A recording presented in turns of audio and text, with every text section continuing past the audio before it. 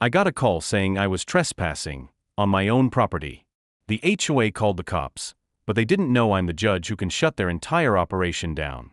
What happened next? You're about to find out. Think the HOA can get away with abusing power? Not when the law's on my side. If you love watching arrogant people get what's coming to them, hit subscribe, because this is just the beginning of the HOA takedowns. I still remember that Sunday afternoon like it happened yesterday. The sun was just beginning to dip behind the rolling hills, painting the sky in shades of amber and violet. I was driving home from a quiet weekend fishing trip, a rare break from the chaos of my job. The radio hummed softly, the air smelled of pine and lake water, and for once, everything felt peaceful. Then my phone buzzed on the console. At first, I thought it was my wife checking when I'd be home for dinner. But when I saw the caller ID read County Sheriff's Department, a strange chill ran down my spine.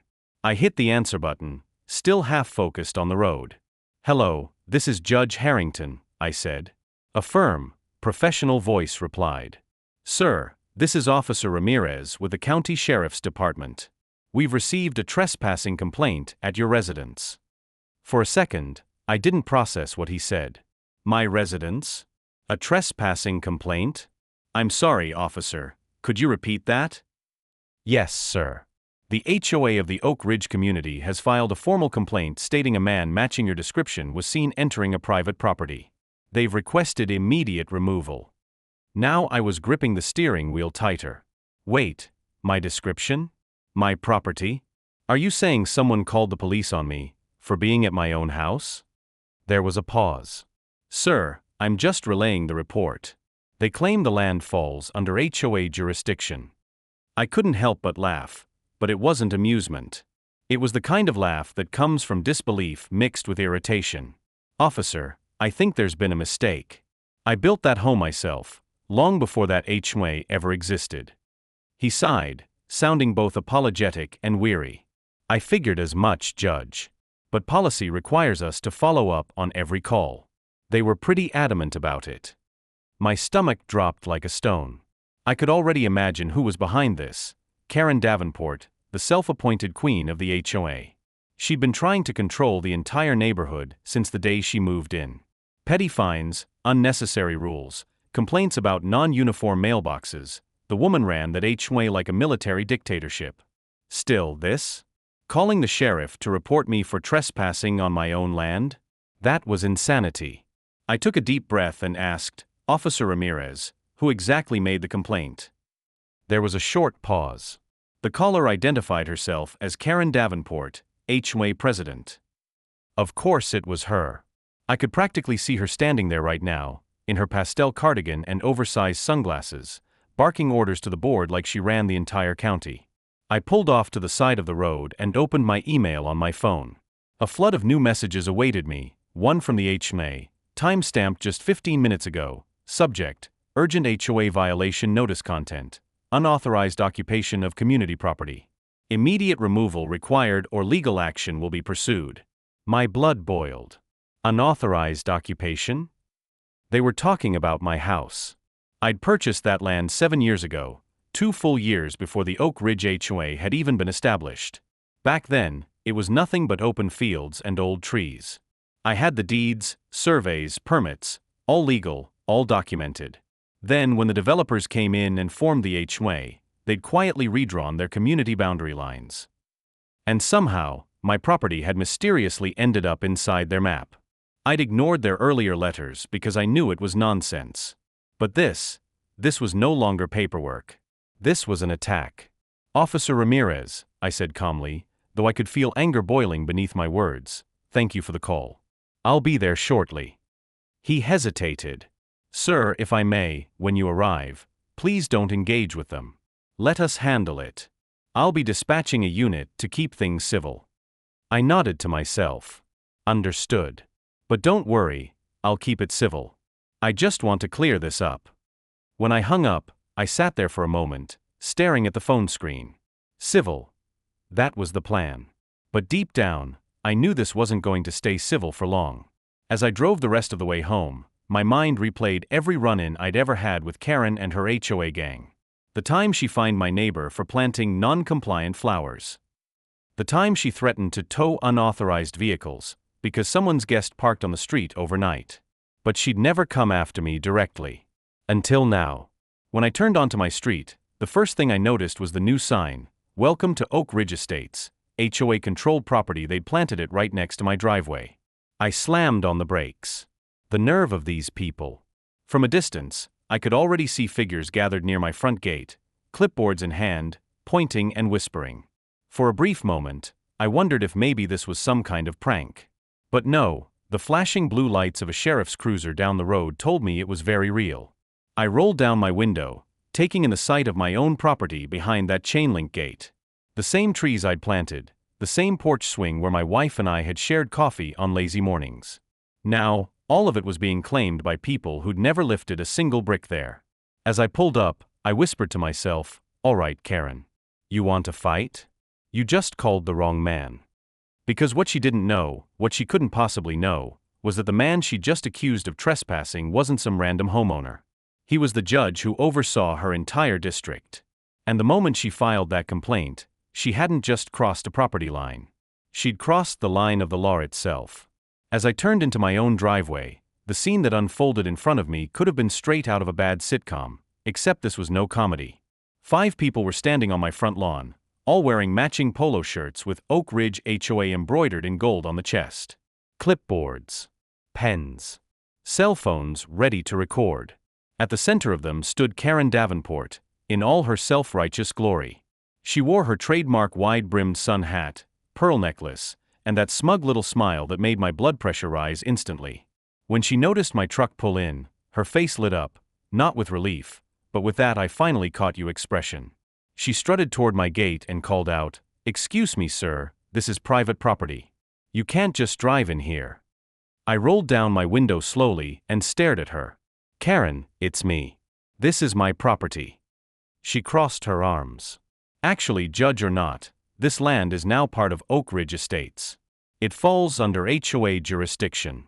You've been notified several times about this." "Notified?" I said, stepping out of my truck. "You mean those letters full of legal nonsense you sent me last year? The ones I told you to stop sending?" Her lips curled into that condescending smile. "You should have taken them seriously, Mr. Harrington. We have bylaws. This isn't some rural free-for-all anymore. We maintain standards here." Behind her, a younger man in sunglasses, probably the HOA's so-called security volunteer, adjusted his radio like he was guarding the White House. Another woman, clipboard in hand, started taking pictures of my truck and front porch. That's when Officer Ramirez's cruiser rolled up behind me, lights flashing but siren off. Relief washed over me, though I could tell by his cautious expression that he was dreading this as much as I was. He stepped out and walked toward us, nodding politely. "All right, folks. Everyone calm down. Let's just get a few facts straight." Karen turned toward him immediately, finger raised like she was filing a report with the FBI. "Officer, this man," she gestured toward me dramatically, "has been occupying this property without HOA approval. He's refused to pay community dues, ignored multiple warnings, and continues to trespass." Officer Ramirez kept a professional poker face. "Ma'am, can you confirm the address of the property in question?" She read it off her clipboard, emphasizing each word like it added weight to her authority. He nodded, then turned to me. "And you're saying this property is legally yours, sir?" "Not saying," I replied, reaching into my glove compartment. "I'm showing." I handed him a folder I always kept in my truck, copies of the original land deed, survey maps, and even tax receipts dating back 7 years. All official, notarized, sealed. He flipped through them, and even though he didn't show much emotion, I could see it in his eyes. He knew I wasn't lying. Karen, of course, wasn't having it. "Those documents are outdated. The HOA adjusted the community boundaries 2 years ago. That land was reclassified as common property." Now it was my turn to raise an eyebrow. "Reclassified? By who? You can't just move a boundary line because it suits you." Her smile faltered. "We have a legal right to protect community assets." "Karen," I said, keeping my voice steady but firm, "you're talking to a man who's spent his life reading property law. You have no authority to redefine private ownership." "None." Her face flushed red, But before she could argue, Officer Ramirez cleared his throat. All right. Let's keep this civil. Ma'am, from what I can see, this documentation clearly lists Mr. Harrington as the lawful owner of this property. The HOA has no right to file trespassing charges unless ownership has changed hands, and it hasn't. Karen looked like she'd swallowed a lemon. You can't take his word for it. We have bylaws, ma'am, Ramirez said, his patience thinning. Your bylaws don't override state law. For a moment, nobody spoke. The other HOA members shifted awkwardly, clearly realizing the tide had turned. Karen tried to recover her composure. Well, if that's the case, we'll be taking this up in court. You'll be hearing from our legal counsel, Mr. Harrington. I smirked. I look forward to it. She didn't know yet that if she did bring it to court, she'd be walking right into my courtroom. After the officer left, Karen stayed on my property, pacing back and forth like a cat whose tail had just been stepped on. Her little HOA brigade followed her every move, whispering nervously. I stood there, arms crossed, watching her realize that the power she wielded over everyone else didn't work on me. You can't just defy the community's authority, she finally snapped. You think being a judge makes you untouchable? You're still part of this neighborhood.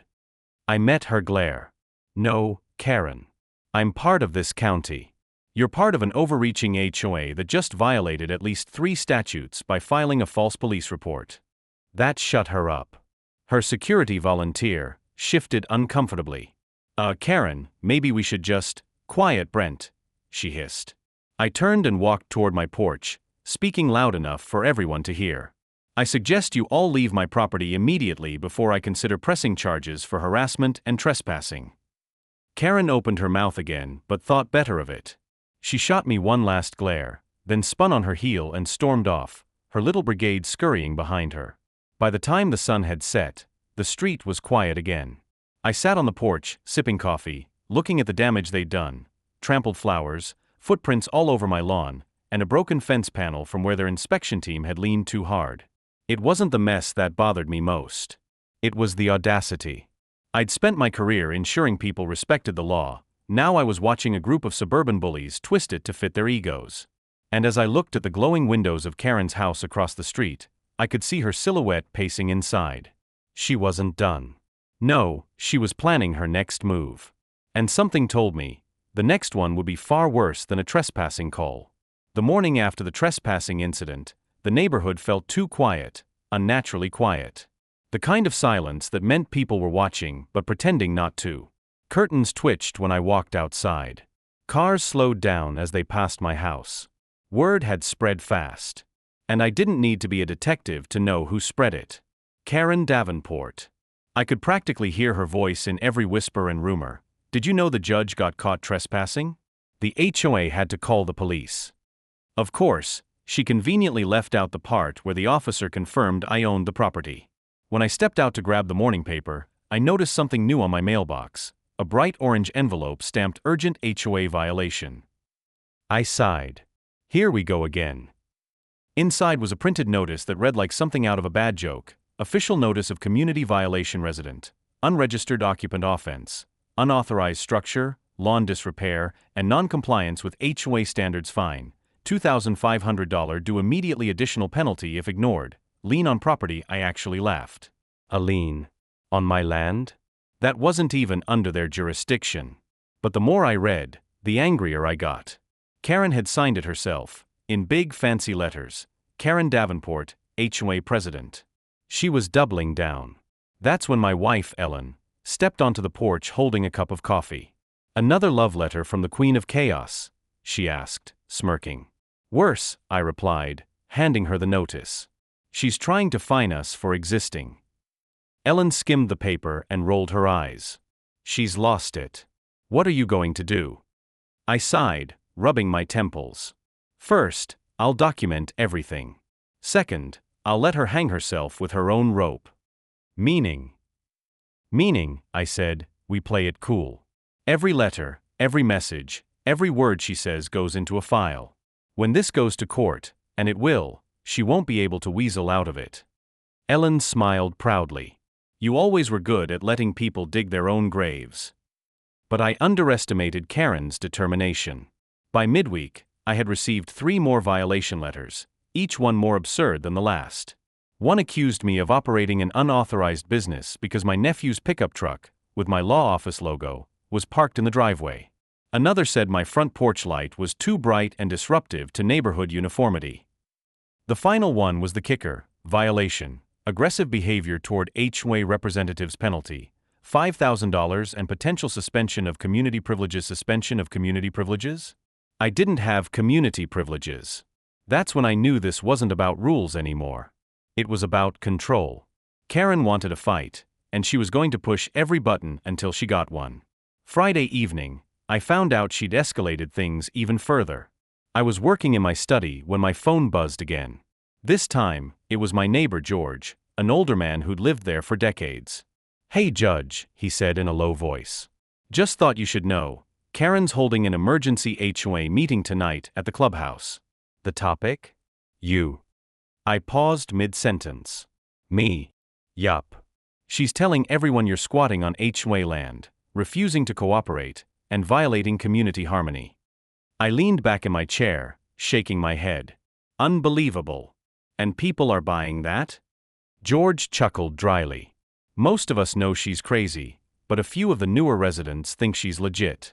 She's waving around paperwork like it's gospel. I sighed. Thanks for the heads up, George. I'll take care of it. I hung up, grabbed my jacket, and headed out the door. When I arrived at the Oak Ridge Clubhouse, the parking lot was full. Dozens of residents milled around outside, holding copies of the same violation letters I'd received. Karen stood at the front, speaking into a small microphone like she was hosting a press conference. And as you can all see, she was saying dramatically, this so-called judge thinks he's above the rules. He refuses to pay dues, refuses to maintain his property, and even threatened HOA officials. Gasps rippled through the crowd. That was my cue. I stepped forward, calm but firm. "I'd like to correct that last statement, Ms. Davenport." Heads turned. Some neighbors looked relieved. Others looked nervous. Karen froze, microphone halfway to her lips. "Mr. Harrington," she said, her voice tight. "This is a private meeting." "Then it's a shame you decided to discuss me in public." I walked straight to the table where she'd laid out her evidence, a stack of photocopied letters, some blurry property maps, and a spreadsheet of fake fines. I picked one up and held it high. "This," I said, "is a forged notice. You do not have legal authority to impose fines or liens on property outside your jurisdiction. Every single one of these letters violates state law." The crowd murmured. Karen's confident smirk faltered. "Furthermore," I continued, "filing a false police report, like the one you made last week, is a criminal offense." Now the murmurs turned into audible gasps. Karen's face turned bright red. You can't come in here and threaten me." "I'm not threatening you," I said evenly. "I'm reminding you that the law applies to everyone, even HOA presidents." I placed the papers back on the table. "I suggest you stop harassing residents, retract your false claims, and remove every illegal fine you've issued before I take this higher." She glared at me, trembling with rage. "You think you're so untouchable because you wear a robe in a courtroom. But this is my neighborhood. And in my neighborhood, we do things by the book." "Then maybe," I said quietly, "you should read a better book." The room erupted in hushed laughter. Karen's composure snapped. She slammed her clipboard down and stormed off, muttering something about lawyers and revenge. As the crowd dispersed, George approached me, chuckling. "You handled that well. But you know she won't stop, right?" "Oh, I know," I said. "People like her never stop. They escalate." And sure enough, the next morning, I woke to find my gate vandalized, my mailbox dented, and a new sign hammered into my front lawn that read, "Notice, this property is under HOA review. Do not enter." That was the moment I decided, no more playing nice. Karen wanted a legal war? She just picked a fight with the one man in town who writes the rules.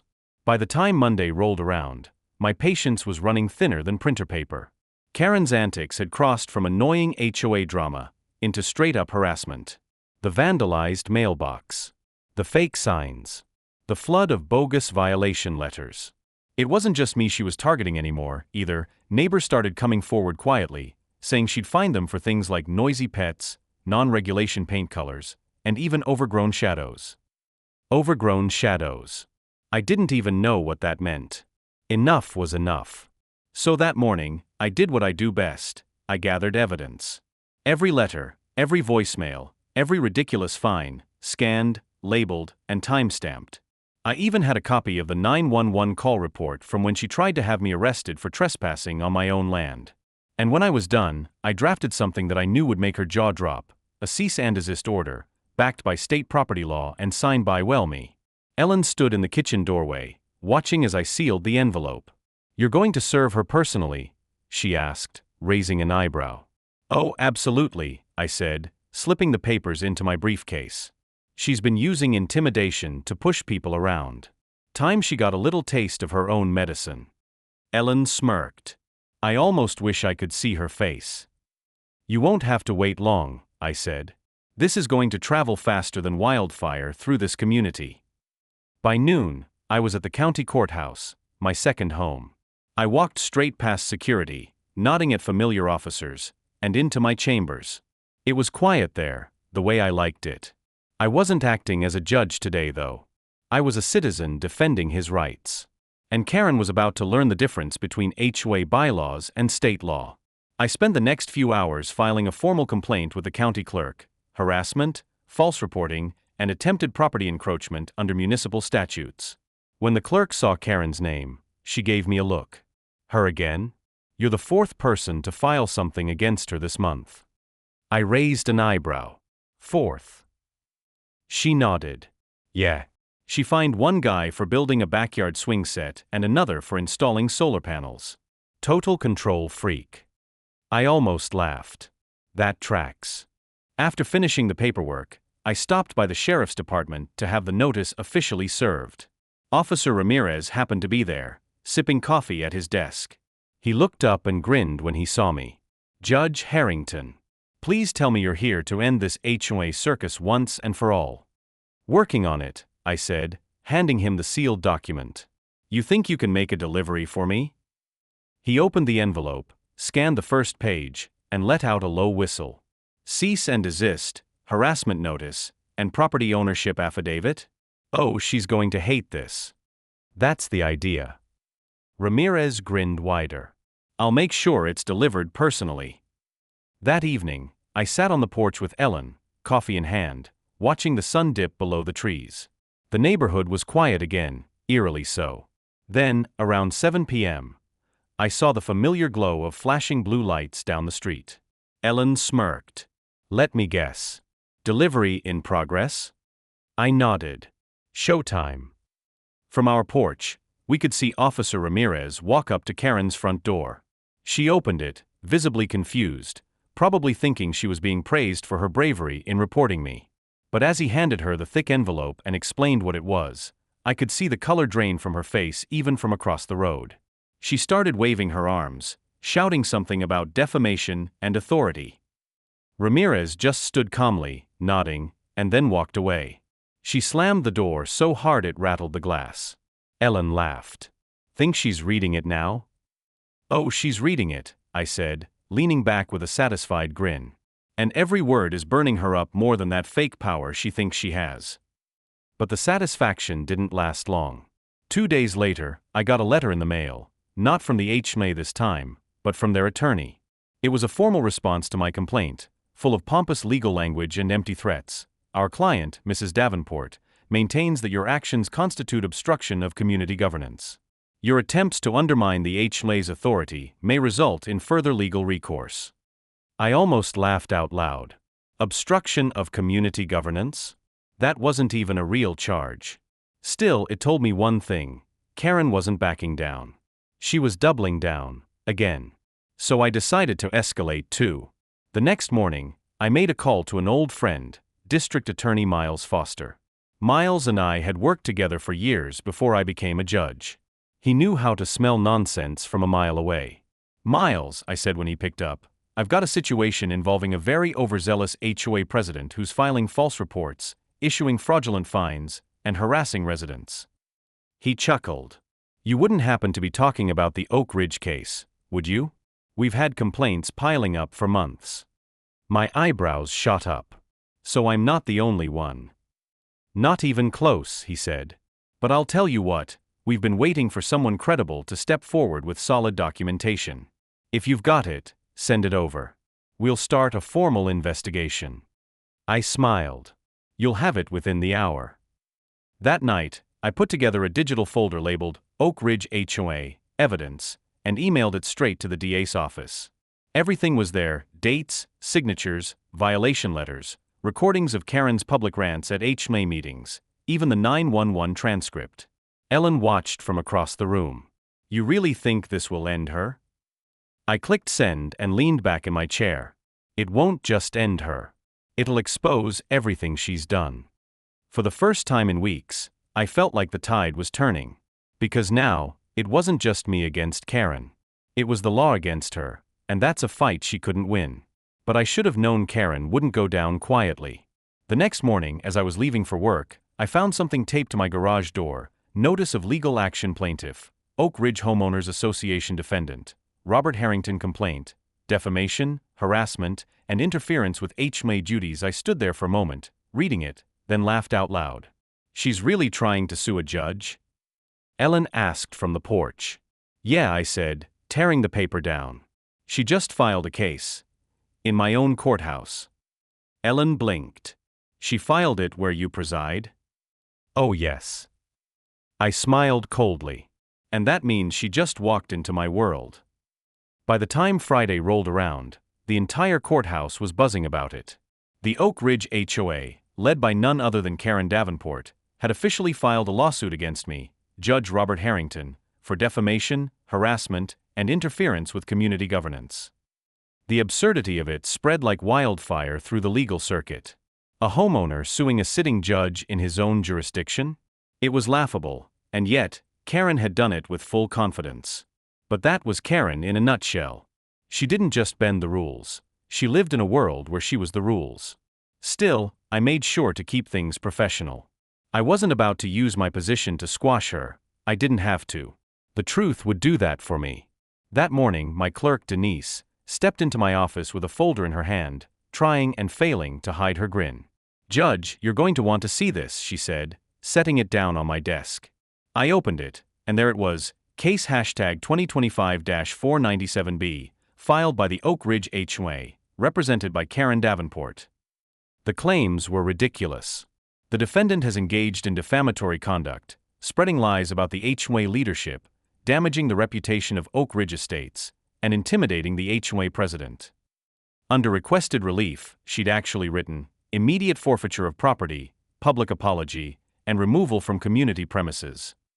I stared at the paper, then looked up at Denise. Did she really just try to evict a judge from his own house?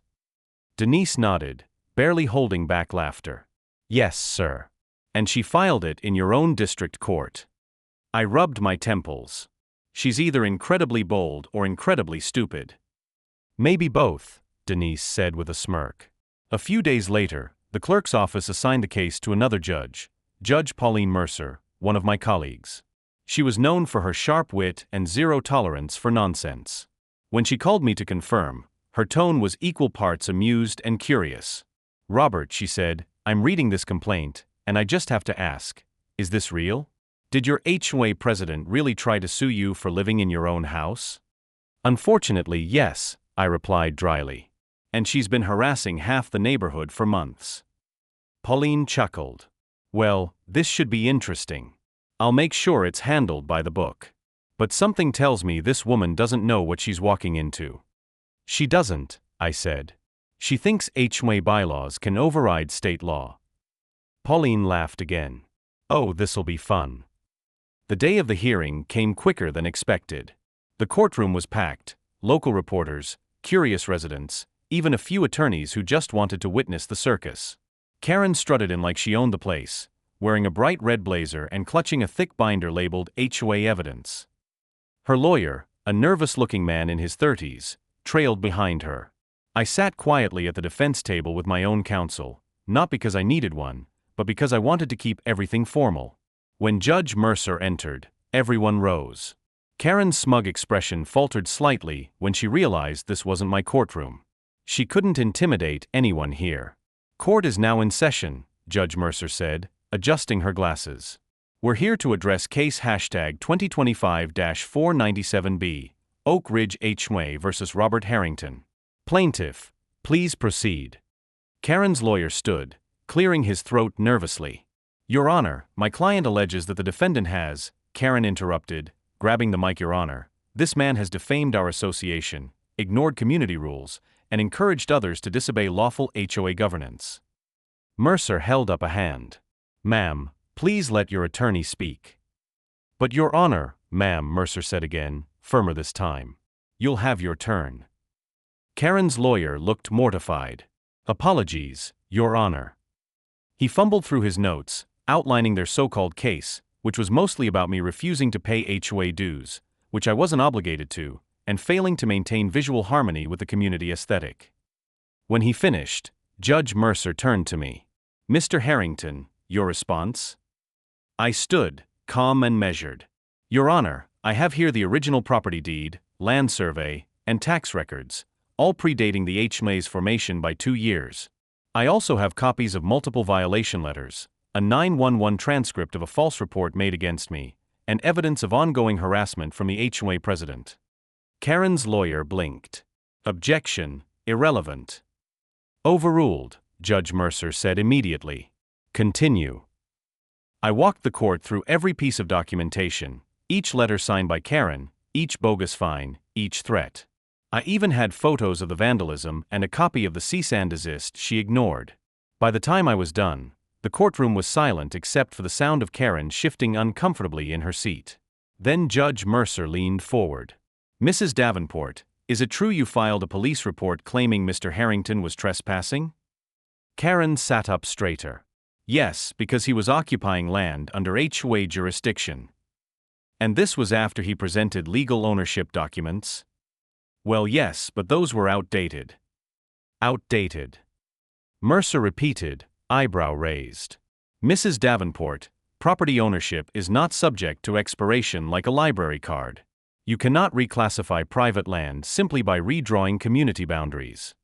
Karen's face turned crimson. But the bylaws, Mercer interrupted, do not override state property law. You, ma'am, have not only overstepped your authority, you may have committed multiple civil violations. The courtroom buzzed. Karen looked around, flustered. This is ridiculous. I am the HOA president. I have every right to. Mercer slammed her gavel once. Enough. The sound echoed off the marble walls. Mrs. Davenport, you have wasted this court's time with a baseless claim. Not only is the defendant the lawful owner of his property, but your actions border on harassment and abuse of power. Therefore, I am dismissing this case with prejudice. Gasps filled the room. Karen's lawyer dropped his pen. And furthermore, Mercer continued, I am referring this matter to the district attorney's office for investigation into potential misconduct and filing of false claims. You may wish to retain personal legal counsel. Karen's mouth opened, but no sound came out. I remained silent, letting it all sink in. I didn't need to gloat. The law had spoken for me. As we left the courthouse, reporters swarmed outside, flashing cameras and shouting questions. Judge Harrington, what's your response to the case being thrown out? Do you plan to countersue the HOA? I just smiled. Justice doesn't need revenge. It just needs truth. Behind me, Karen shoved past the crowd, face pale, muttering under her breath. Her once loyal HOA members trailed behind her, avoiding eye contact. Her empire of power, built on fear and intimidation, was crumbling right in front of everyone. That night, Ellen and I sat on the porch again, watching the sunset over our quiet property. She nudged me. So what happens now? I smiled softly. Now? The investigation begins. Because while Karen thought she could drag me through the mud, she just opened the door for the law to drag her through fire. The Monday after the court hearing, I walked into my chambers like any other day. But this time, I wasn't just a judge reviewing case files. I was also a man waiting to see justice unfold in a way I hadn't anticipated. Karen's smug empire had been built on manipulation, fear, and threats. For years, she'd bullied homeowners with fake fines, intimidation letters, and bogus violations. But now, for the first time, someone higher than her HOA board was taking notice: the district attorney's office. It started quietly, with a call from my old colleague, Assistant District Attorney Maya Torres. "Robert," she said over the phone, "I've just been handed the file Judge Mercer referred to us. Your HOA president's name is all over it. You weren't kidding. This woman's been running Oak Ridge like her own private kingdom." I leaned back in my chair. I warned her. She thought HOA bylaws outranked state law. Maya chuckled. "She's about to learn that lesson the hard way. We're pulling financials, complaints, and communications. If half of what's in this file is true, she's looking at fraud, falsifying documents, and misuse of community funds." I smiled faintly. "She's been issuing fines to residents that don't even live under HOA jurisdiction. I suspect she's been pocketing the money." "That's exactly what we're checking," Maya said. "Keep your phone close. I might need a sworn statement from you." Over the next week, the investigation turned Oak Ridge into a hornet's nest. Unmarked government sedans appeared around the neighborhood. Investigators in suits quietly knocked on doors, talking to homeowners who'd been too scared to speak before. And once the first few broke their silence, the floodgates opened. Mrs. Conway, a widow who'd lived there for 20 years, told investigators Karen had fined her $500 for having a bird feeder, claiming it attracted wildlife that disrupted property values. Another resident, Mark, admitted Karen once threatened to have his teenage daughter's car towed for parking crooked. The worst came from a young couple, the Langleys. They showed investigators an email where Karen had demanded $5,000 in architectural compliance fees for a backyard swing set. When they refused, she'd cut off their access to the community pool and threatened to pursue legal eviction. None of those fees were in any official HOA budget. They all led straight back to one person, Karen Davenport's personal account. When Maya called again, her tone was sharper, more serious. "Robert, you were right. We've traced over $120,000 in HOA funds directly to Davenport's personal bank account over the past 2 years. She's been filing fake invoices for community maintenance projects that never happened." I wasn't surprised, but I was disgusted. So she used HOA dues like her own ATM. Exactly. And here's where it gets better, Maya continued. She also filed falsified code enforcement reports to try and seize private land, including yours. She's been manipulating county maps. I sat forward. "So she's tampered with legal documents?" "Looks that way. That's a criminal offense. If we can prove intent, that's jail time." For a moment, I said nothing. I thought back to that day she stood in front of my gate, telling me I didn't belong on my own property. She wasn't just arrogant, she was dangerous. Within days, subpoenas were issued. The HOA's entire board was called in for questioning. Some cracked immediately. Others tried to cover for her. But it was Trevor, the HOA treasurer, who broke everything open. He confessed that Karen had been doctoring meeting minutes, forging votes, and using resident signatures without consent. She'd even instructed him to shred certain financial records. "She told us it was for the good of the community," he said in his statement. "I didn't know she was stealing. I thought she was just tough." When the DA's office leaked that information to the press, it was over. Headlines exploded across the county: HOA president under criminal investigation for fraud and extortion. Local judge targeted in HOA power scandal. Oak Ridge residents demand Karen's resignation. I'll never forget the morning I saw her again. I was walking to my car when a white SUV pulled up to my driveway. Karen stepped out, wearing oversized sunglasses and that same arrogant scowl, except now, it was mixed with panic. "Judge Harrington," she said sharply, "you don't know what you've done." I turned to face her. "Actually, I think I do." "You've ruined me," she snapped. "They're seizing our HOA accounts, the board's turning on me, and everyone's talking like I'm some kind of criminal." I crossed my arms. "You're not being treated like a criminal, Karen. You're being investigated as one. That's a big difference." Her jaw dropped. "You think you're better than everyone just because you wear a robe?" "No," I said quietly. "But I respect the law. You should have tried it sometime." She glared at me, trembling with rage. "You'll regret this. I'll take down your reputation, your job, everything." I smiled coldly. You already tried that once, remember? How did it end? Her face turned red as she stomped back to her SUV. This isn't over. I watched her drive off, tires screeching, her whole world unraveling behind her. That night, Ellen and I sat in the living room, watching the local news. Karen's photo flashed on the screen beside the headline, Oak Ridge HOA scandal deepens, president accused of misuse of funds and forgery. The reporter explained that the DA's office had found enough evidence to prepare formal criminal charges. Ellen turned to me, eyes wide. They're really going to charge her, aren't they? I nodded. Fraud, falsifying documents, misuse of funds, and false police reports. She won't be running any HOA again. Ellen leaned against me. It's over then? I hesitated. Not yet. The law doesn't stop at exposure. It follows through. Because while Karen thought she could weaponize the law against everyone else, she was about to face it head-on. And as the camera lights outside Oak Ridge flashed brighter every night, one thing became clear. Karen's world of control, fines, and fear was collapsing under the one thing she never respected, justice. The day it finally happened, the entire neighborhood was buzzing before sunrise. Whispers spread through Oak Ridge like wildfire, they're here.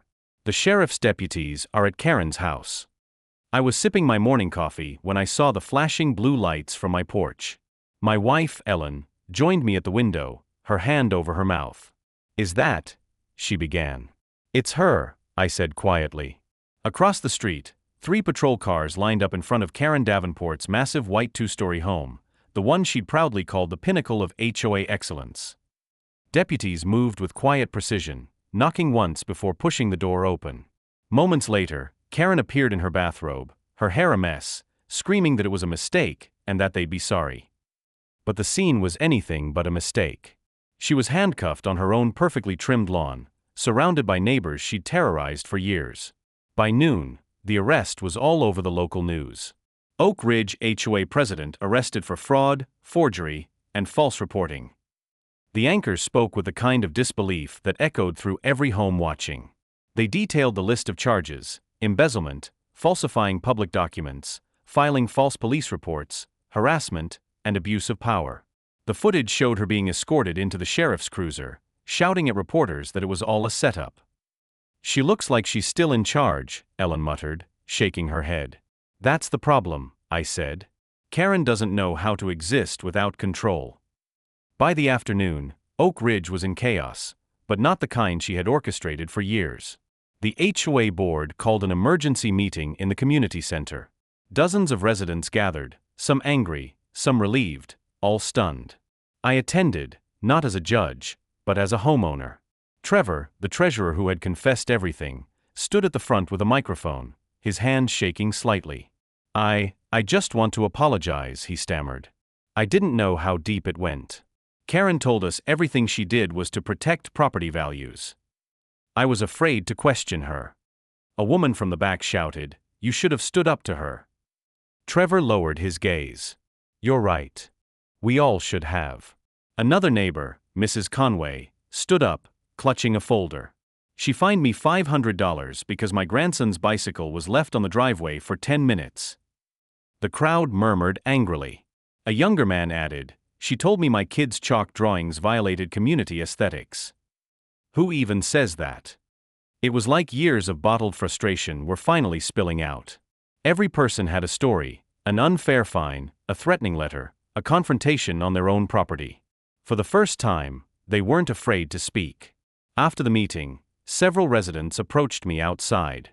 "Judge Harrington," one of them said, "thank you for standing up to her. If it wasn't for you, she'd still be running this place like a dictator." I smiled, though I knew this wasn't just my doing. The truth was always there. It just needed to be heard. Another man added, "You think she'll really go to jail?" I nodded slowly. If the DA has what I think they do, yes. This isn't just an HNA problem anymore. It's a criminal case. A few days later, I got the official call from the district attorney's office. Maya's tone was firm but satisfied. "She's been arraigned," she said. "Bail set at $250,000. We're charging her with 6 felony counts: fraud, embezzlement, falsifying public documents, and harassment. The false police report about your trespassing was the final nail. Good, I said, exhaling. She crossed a line she couldn't uncross. She's got a defense attorney already, Maya added. But between the paper trail, the bank records, and those forged HOA documents, it's airtight. We're recommending full prosecution. I looked out the window at the quiet street, the same one where Karen once patrolled like a queen inspecting her kingdom. Now, her house sat dark, shutters closed, a for sale sign planted in the lawn. She used to think she owned this neighborhood, I said softly. Turns out, she just rented her power. The fallout spread further than anyone expected. Oak Ridge HOA's reputation was shattered. Local officials began auditing other homeowner associations nearby, uncovering smaller but similar abuses, hidden fees, forged citations, and manipulated fines. Karen had inspired a reckoning. Some residents wanted to dissolve the HOA entirely. Others wanted to rebuild it, but with transparency this time. They asked me to help oversee the restructuring process. I declined politely. I don't want to run an HOA, I told them. I just want to live in peace. But I'll help you set it right. And so, for the first time, Oak Ridge started healing. But Karen wasn't ready to fade quietly. From jail, she called the local paper, claiming she was the victim of a political vendetta. She accused me of abusing my position and influencing the investigation. The claims didn't last long. The DA released a statement clarifying that every step had followed standard procedure, and that the investigation was based solely on evidence, not personal connections. The community didn't buy her act anymore. They'd seen her true face. A week later, Ellen and I walked down the street, passing by families we hadn't seen smiling in years. Kids played outside again, free from Karen's endless rule enforcement. The atmosphere felt lighter, freer, like the neighborhood had finally taken a deep breath. I forgot it could feel like this, Ellen said, watching a group of children draw chalk flowers on the sidewalk. Yeah, I said. Peace used to be normal here. Now it's special. She smiled. You made it special again. I looked over at Karen's empty house and shook my head. No. Justice did. That night, as I sat on the porch under a quiet sky, I thought about how power can twist people. Karen thought rules made her powerful, but real power doesn't come from fear. It comes from fairness. And soon, she'd have to face that truth where it mattered most, in the courtroom. Because the next time we met, she wouldn't be sitting across the street. She'd be sitting across from me, in handcuffs on trial. The morning of the sentencing, the courthouse buzzed like a hive. Reporters crowded the steps, cameras flashed, and residents from Oak Ridge filled the benches inside. After months of investigations, hearings, and tears, the day had finally come. Karen Davenport, once the self-proclaimed queen of Oak Ridge HOA, was now defendant #23-946B, wearing a beige prison jumpsuit and shackles around her wrists. Her once perfectly styled hair was tied back in a messy bun. The arrogant posture she'd always carried was gone, replaced by nervous glances and trembling hands. I stood at the far end of the courtroom, not behind the bench this time, but among the citizens she'd tormented. I wasn't presiding over this case. That duty fell to Judge Mercer again. Still sitting there, I couldn't help but feel the weight of poetic justice.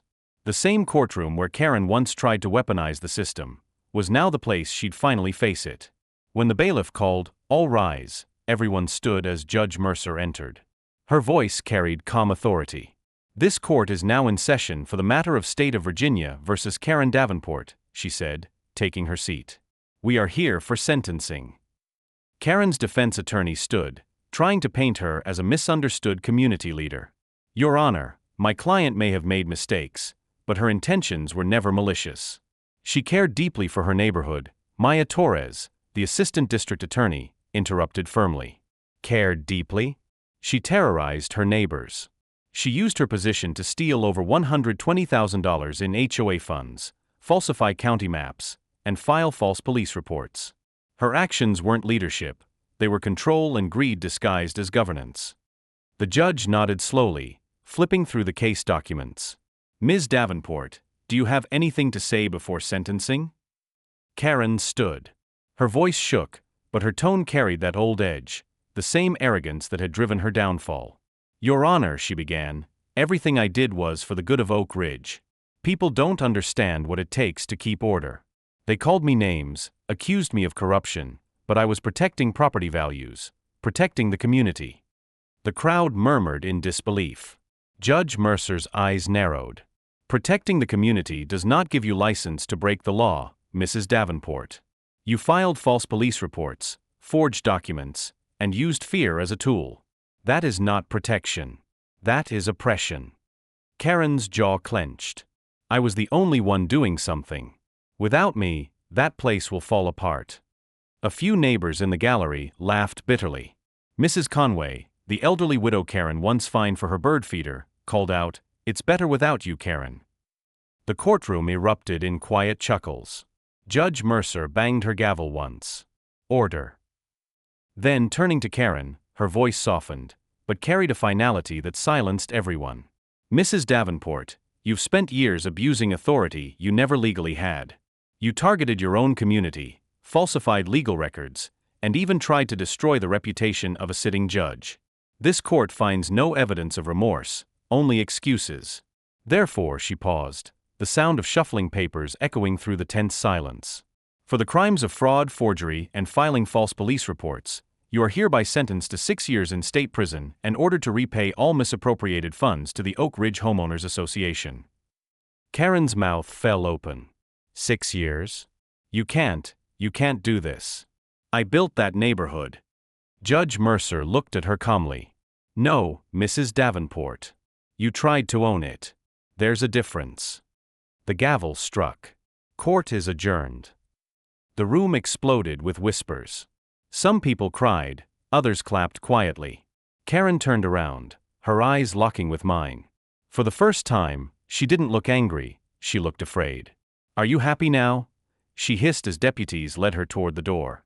I stood and met her gaze evenly. "I'm not happy, Karen. I'm just relieved no one else will have to suffer because of you." Her lip quivered, but she didn't reply. The deputies escorted her out, the sound of her chains echoing like punctuation to the end of her reign. Outside the courthouse, sunlight poured over the crowd. Reporters swarmed, shoving microphones forward. "Judge Harrington, how does it feel to see justice served? Do you think this verdict will set a precedent for other abusive HOAs?" I paused, taking a breath before answering. "This wasn't about me," I said. "It was about showing that no one, no matter how powerful they think they are, is above the law. HOA or not, leadership should never be built on fear." Maya joined me, a small smile playing on her face. "You know," she said quietly, "if more people like you stood up, there'd be fewer Karens in the world." I chuckled softly. "I'll drink to that." That evening, Oak Ridge felt different. Peaceful. Neighbors gathered at the community park for the first time in years without looking over their shoulders. Kids laughed, someone fired up a grill, and soft music played from a portable speaker. Ellen and I walked through the crowd, greeted by warm smiles and thanks. "Feels like the neighborhood's alive again," she said, watching the sunset. "It's what it should have always been," I replied. "A place to live, not to fear." We reached the park's fountain, where residents had placed a new plaque reading, "Oak Ridge, a community reborn, united, not ruled." I ran my fingers over the engraved words.